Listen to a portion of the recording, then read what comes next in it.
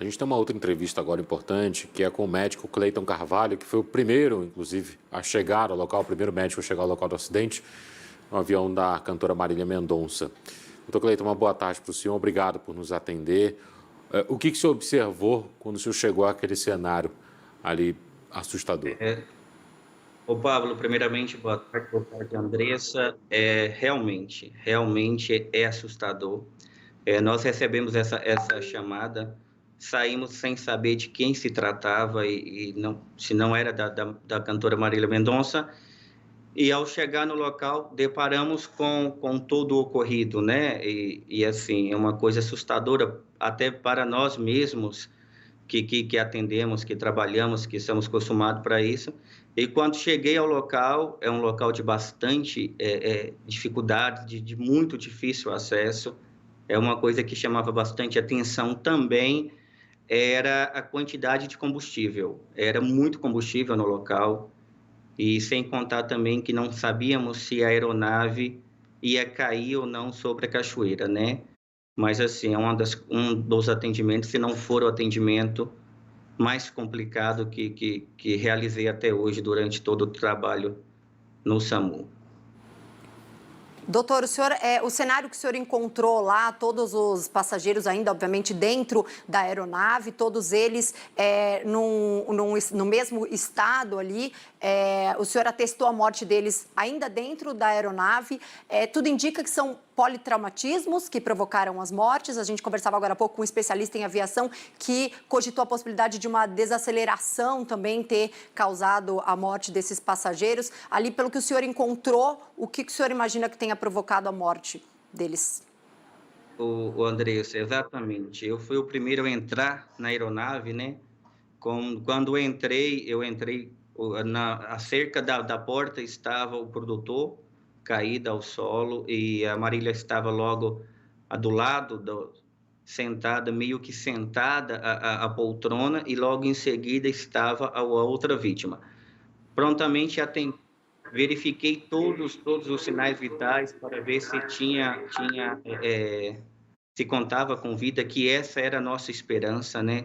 Era só isso que nós queríamos naquele momento, era só isso que queríamos que tivéssemos, mas assim, provavelmente a causa da morte realmente foi politraumatismo, não se sabe a nave, então assim, se estavam de cintos ou não, eu não sei afirmar para o senhor se esse cinto se rompeu durante a queda, se esse cinto se rompeu durante algum momento. Então, assim, durante o atendimento, quando nós estávamos retirando os corpos, não se observava cinto, mas também não posso afirmar para o senhor se realmente estava ou não. Os corpos estavam, infelizmente, no meio da aeronave mesmo, assim, os três, e mais adiante os dois pilotos, né, que também estava sem sinais vitais, estava sem vida.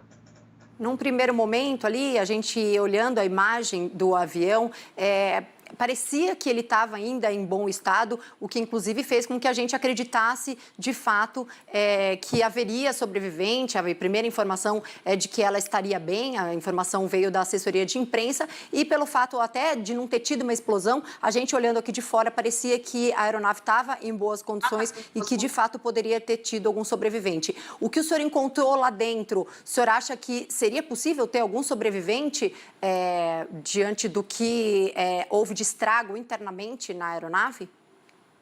Andressa, como mesmo a senhora disse, de antemão, para quem visualizava o local, por um local ser um local de bastante e difícil acesso, realmente a aeronave, nós estamos acostumados com acidente de aeronave, que a aeronave toda se deflagra, se quebra, né?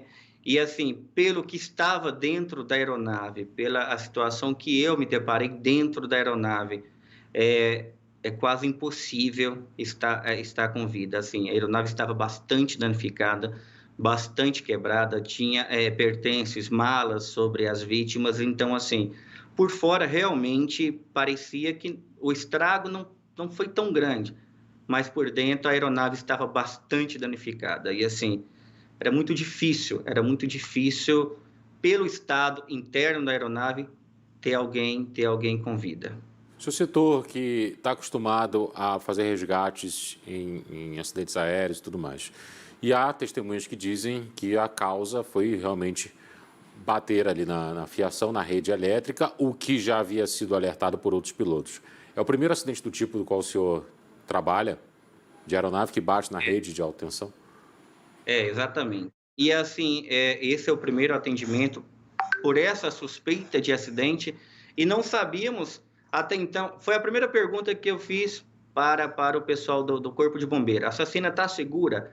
Tem algum problema? Porque o medo, não sabíamos qual era a causa. Depois que começaram a falar que poderia ser a rede, não sabíamos se esse avião se estava com rede elétrica ou não. Não sabíamos se esse avião ainda tinha alguma pane ou pela quantidade de combustível que estava caindo e até no local. Então, assim, não se sabe. Realmente foi o primeiro atendimento que eu fiz dessa magnitude, assim, dessa complexidade toda. Dr. Cleiton Carvalho, diretor técnico do SAMU, falando direto de Caratinga sobre os primeiros atendimentos aí a essas vítimas do acidente. Ele que atestou a morte dos passageiros ainda dentro da aeronave e acompanhou depois todo o processo aí de resgate dos corpos. Muito obrigado pela sua participação. Bom trabalho para o senhor. Imagina, me coloca à disposição. Obrigado a vocês.